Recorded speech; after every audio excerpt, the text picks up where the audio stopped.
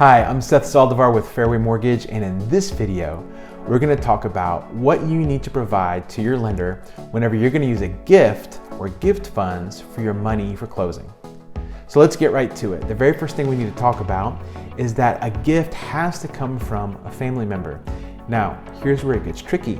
Depending on the loan you're using, whether it's a conventional, FHA, VA, USDA, there are specific rules and guidelines on who qualifies as a family member.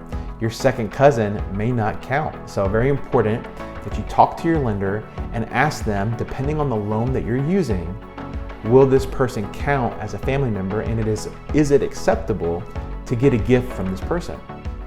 Once you clear that, there's 4 different things that we're gonna need to document your gift properly. And the very first thing is the gift itself. We wanna see a copy of the check, the cashier's check. We wanna see where's the gift coming from and who's it going to. So what does this mean? This means that cash is not acceptable. You can't use cash, you can't use a money order. Why? Because we can't see where it came from. We can't see where the money came from, and we can't document who is actually the donor. So no cash, no money orders, and the very first thing we're gonna have to document is the gift. Number 2, the second thing we're gonna document is your bank statement. We wanna see that you've received the gift and that it's available for use, it's available for withdrawal. So what this does mean is that you don't wanna wait to the last minute to put in a personal check. If it's a large amount, many banks will require that they hold those funds for anywhere from 3 to 5 business days. So you don't wanna put in that gift 3 days before closing or 2 days before closing, because that could really mess you up. You wanna make sure that you put that gift in with enough time so that your bank will release those funds and they're available for you on the day of closing, and really before that, because we're gonna need that to get your loan cleared to close. So the second thing we need to see is your bank statement, verifying that the gift has entered it and that it's available for withdrawal, it's available for use. Item number 3, we're going to need to see your donor's bank statement.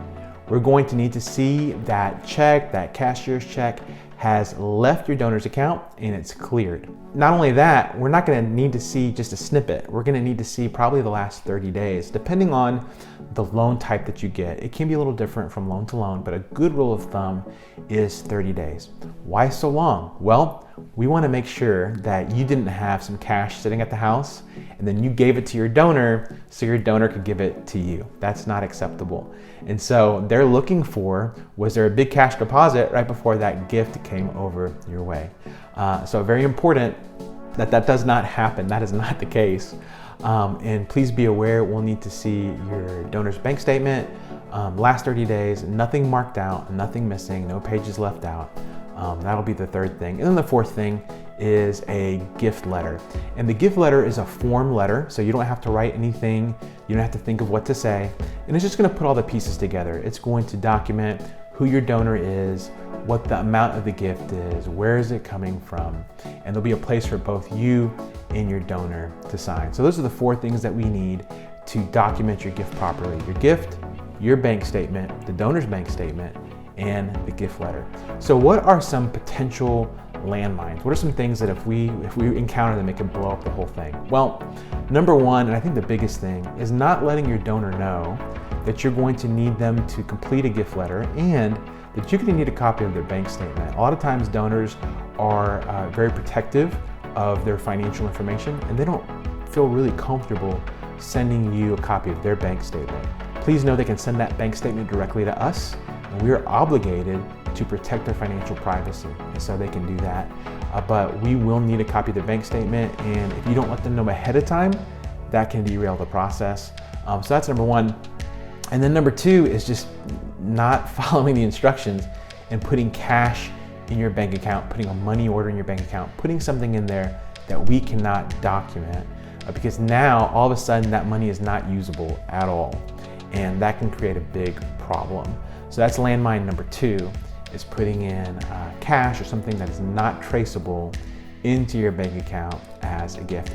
If you have any questions, reach out to your lender, reach out to your loan officer. If you don't have one, or if you need a better one, you can reach out to me. I would love to help you or your clients on their home buying journey. Thank you so much for watching my video. If you're watching on YouTube and you liked our video, do me a favor, hit like and subscribe. It really helps us out. If you're on social media, send a friend request. We'd love to get connected with you. And lastly, if you know somebody that could use this information, do them a favor, share it with them. We would love to help them out as well. And then last but not least, if you are somebody looking for a new home, or if you're a real estate agent that's looking for a lender that's going to take care of you and your clients, give us a call, reach out to us. We'd love to get connected with you. I'm Seth Saldivar, and remember, I know the way home.